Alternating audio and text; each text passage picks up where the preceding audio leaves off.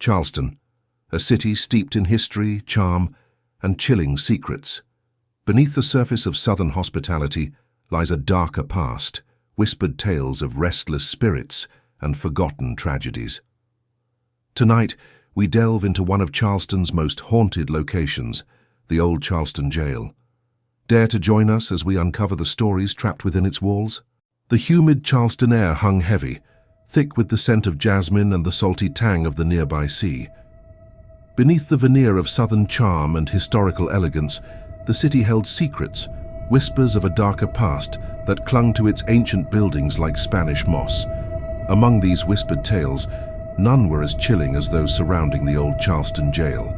Its imposing facade, a grim reminder of justice served and often justice denied, loomed over the city, a silent sentinel guarding its haunted history. For generations, locals had whispered stories of restless spirits trapped within the jail's thick stone walls. Tales of inmates unjustly imprisoned, their lives cut short within its confines, circulated like ghost stories on a moonless night. Some spoke of disembodied cries echoing through the empty corridors, the clanking of phantom chains, and the chilling sensation of unseen hands brushing against skin. The jail, abandoned for decades, stood as a monument to suffering, a place where the veil between the living and the dead seemed thin, almost transparent. One sweltering summer night, a group of teenagers, fueled by youthful bravado and a thirst for the macabre, decided to explore the infamous jail. There was Sarah, the quiet observer, always taking in the details; Michael, the daredevil, always ready for a thrill; Emily, the skeptic, determined to debunk the ghost stories; and David, the historian, fascinated by the jail's dark past. They were an unlikely quartet, bound together by their shared curiosity and a touch of teenage rebellion. Armed with flashlights and a healthy dose of nervous excitement, they crept through the rusted gates, the squeak of the hinges echoing in the stillness. The air inside the jail was instantly colder, a stark contrast to the muggy Charleston night. A palpable sense of unease settled over them as they ventured deeper into the jail's labyrinthine interior.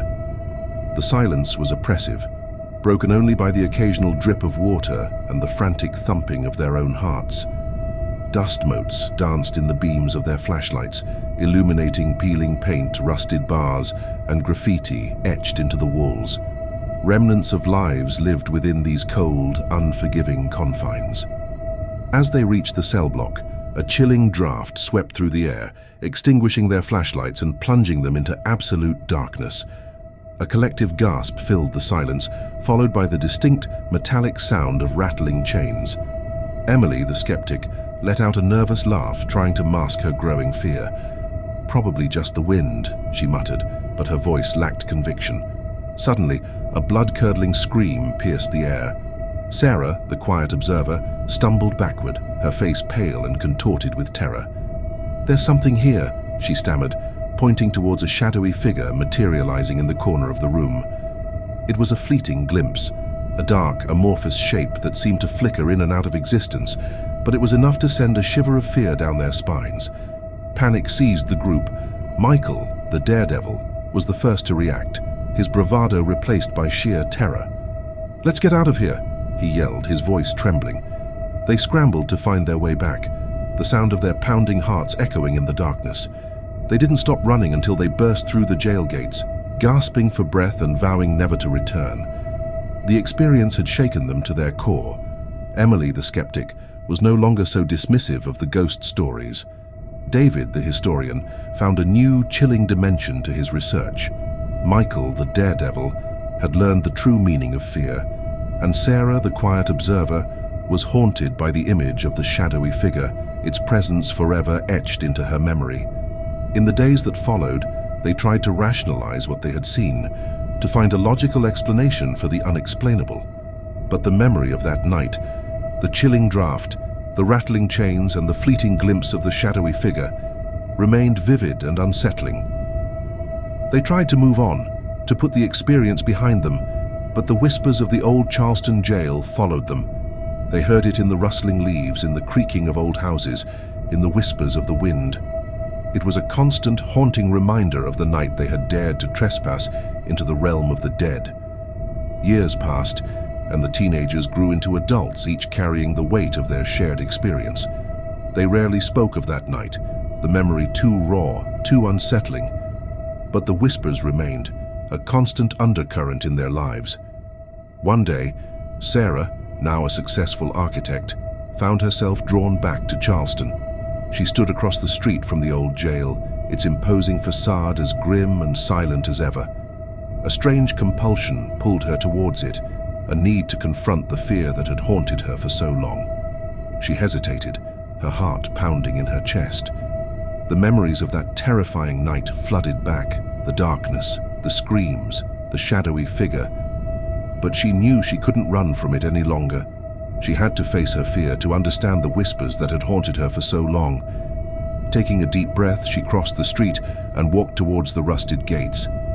The air inside the jail was as cold and oppressive as she remembered. Dust motes still danced in the faint light, filtering through the grimy windows. The silence was deafening. As she walked through the empty corridors, she felt a strange sense of sadness, a profound understanding of the suffering that had occurred within these walls. She could almost hear the echoes of the inmates' cries, their pleas for mercy, their despair. She reached the cell block, the place where they had encountered the shadowy figure. She stood there in the silence, trying to make sense of what she had seen, and then she heard it, a faint whisper carried on the chilling draft. It wasn't a word, not exactly. It was more of a feeling, a sense of longing, of unfinished business. Sarah realized then that the spirits trapped within the jail weren't malevolent. They weren't trying to harm anyone. They were simply lost, trapped between worlds, their stories unfinished, their pain unresolved. They were whispering their stories, hoping someone would hear them, hoping someone would remember them. From that day on, Sarah dedicated herself to uncovering the history of the Old Charleston Jail, to learning the stories of the inmates who had died within its walls.